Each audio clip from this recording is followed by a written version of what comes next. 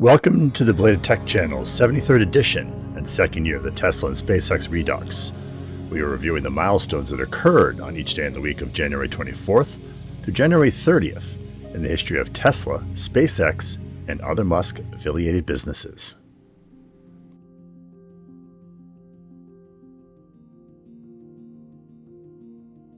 January 24th, 2021. A Falcon 9 B-5 rocket, booster 1058, lifted the Transporter-1 rideshare mission of 143 smallsats to orbit from the Cape Canaveral Space Force Station's Launch Complex 40 on the state. The booster successfully returned to a drone ship.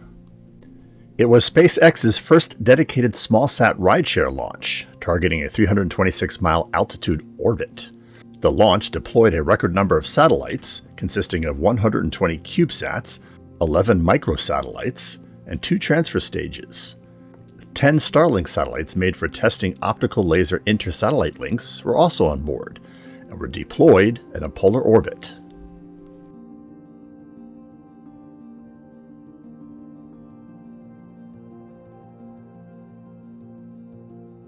January 25th, 2016.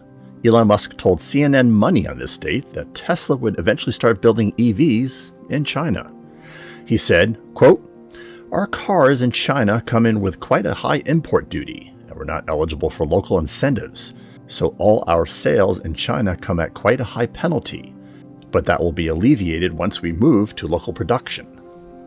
At the time, the possibility of Tesla building a factory in China seemed remote due to the usual technology transfer requirement and the need to bring on a majority domestic partner. 2016 also saw the beginning of a trend of U.S. companies abandoning China due to increasing labor costs, conflict with aggressive domestic partners, or sovereign risk inherent to a country under the thumb of the CCP. Nevertheless, the CCP approved a wholly owned Tesla factory in July of 2018. The factory was completed in August of 2019, and production began that October.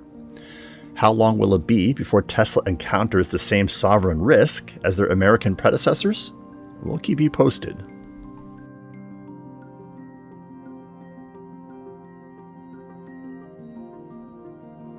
January 26, 2017. Elon Musk defended on this date his participation in newly elected President Donald Trump's Strategic and Policy Forum of Industrial Leaders. He said, quote, "The more voices of reason that the president hears, the better." Trump's engagement of U.S. business leaders came under assault immediately from U.S. Democratic Party activists who were attacking the president over his far-right Republican nomination tactics and what would eventually turn out to be a Russian collusion hoax that took over 3 years to debunk. Nevertheless, meetings proceeded for several months. Musk only lasted until the end of May, when Trump withdrew from the Paris Climate Accords.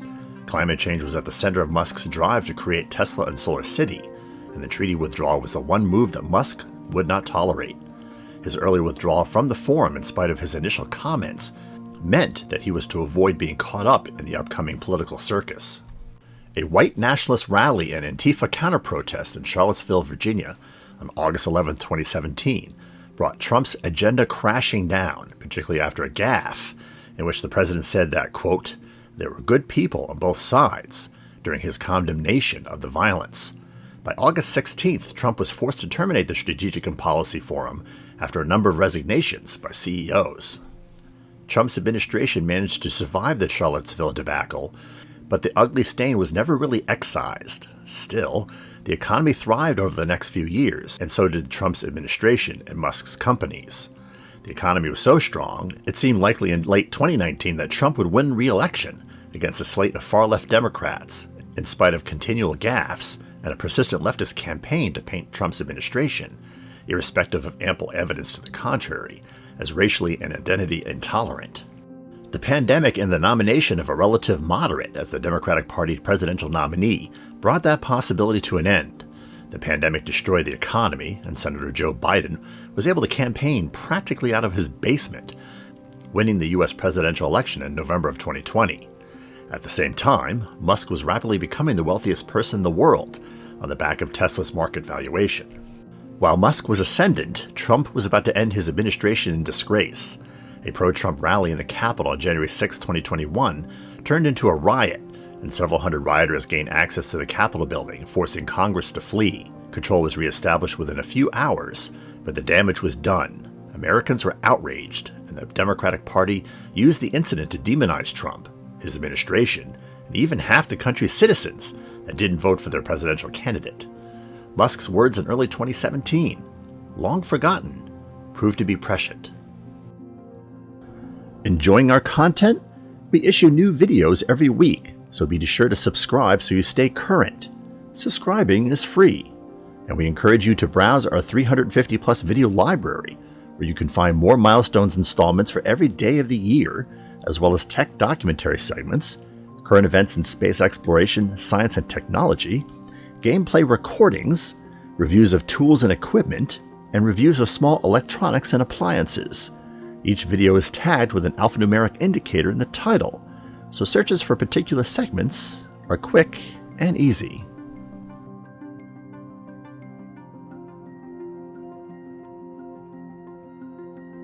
January 27, 2019, Elon Musk joked on Twitter this date about the Tesla Sentry Mode for those owners that had purchased enhanced autopilot. He said, quote, "Tesla Sentry Mode will play Bach's Toccata and Fugue during robbery and keep Summer safe." The Summer reference was from the Rick and Morty animated series on the Cartoon Network's Adult Swim, where a spaceship is told to keep the character Summer safe, resulting in an unintended violent outcome.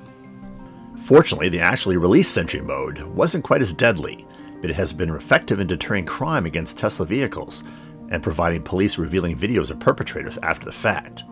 The feature has proved to be quite popular with Tesla customers.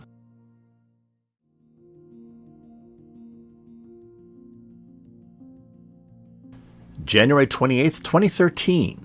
Reuters reported on this date that Elon Musk offered help to Chief Engineer Mike Sinnott of Boeing's 787 Dreamliner in solving battery meltdown problems plaguing the aircraft. Musk had said to the news service, quote, "We fly high-capacity lithium-ion battery packs in our rockets and spacecraft, which are subject to much higher loads than commercial aircraft and have to function all the way from sea-level air pressure to vacuum. We never had a fire in any production battery pack at either Tesla or SpaceX." The 50 787s in service were grounded while U.S. and Japanese authorities were investigating a fire and smoke incident with lithium-ion batteries on two separate Dreamliners.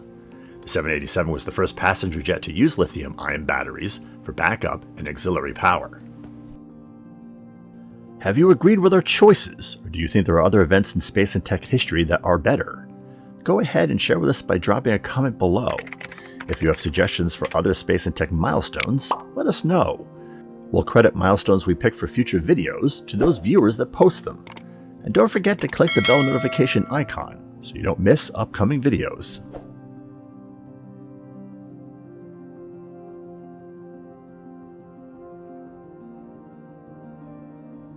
January 29, 2020.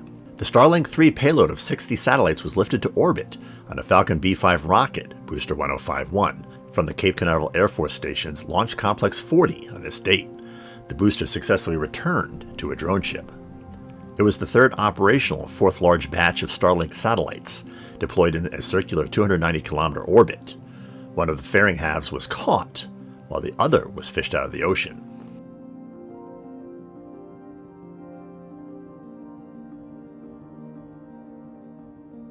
January 30th, 2016.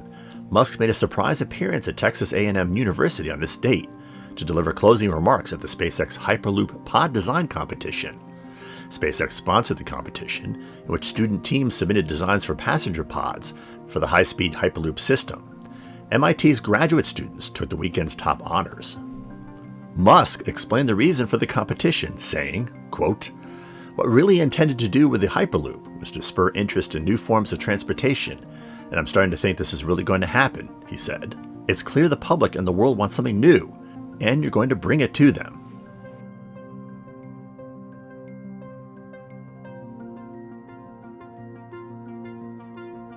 On January 14, 2022, the U.S. Air Force awarded SpaceX a $102 million 5-year contract to demonstrate technologies and capabilities to transport military cargo and humanitarian aid around the world via vehicle capable of ground landings like that of the Falcon 9 booster or the Starship.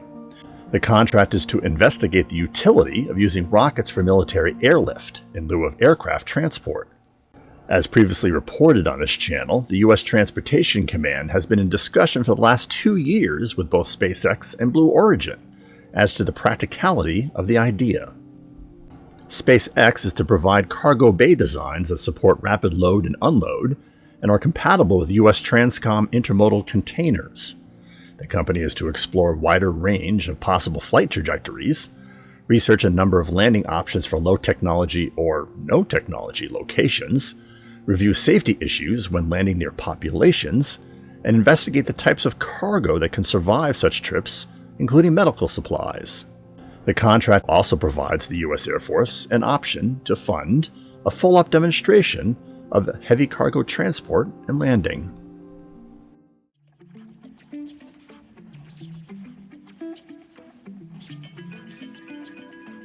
We hope you enjoyed the 73rd episode of Bladetech's Tesla and SpaceX Redux. If so, click that like button. Once again, don't forget to subscribe, or just stay in touch by following us on our microblogging accounts, which are listed below, the community feed for this channel, our Instagram feed, and our Minds page.